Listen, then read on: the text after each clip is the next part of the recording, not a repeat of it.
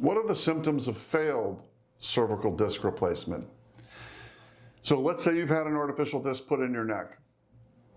You can have several scenarios I've seen.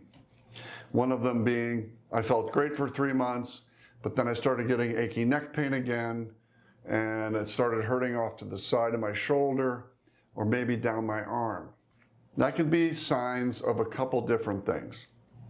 Extremely rare, but possible, is disc space infection.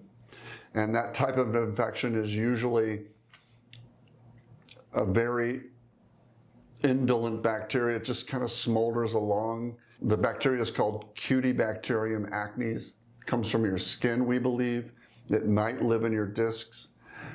That is very rare. Your implant may not be functioning properly and causing excess loading in the joints of your spine. And often I've seen patients have not had proper decompression of the nerves done. Because when you put an artificial disc in, you get more motion.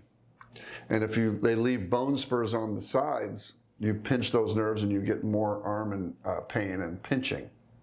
And that's why artificial disc replacements are trickier to be put in. The surgeon has to be qualified and know how to release the nerves appropriately to help prevent symptoms of failure of disc replacement.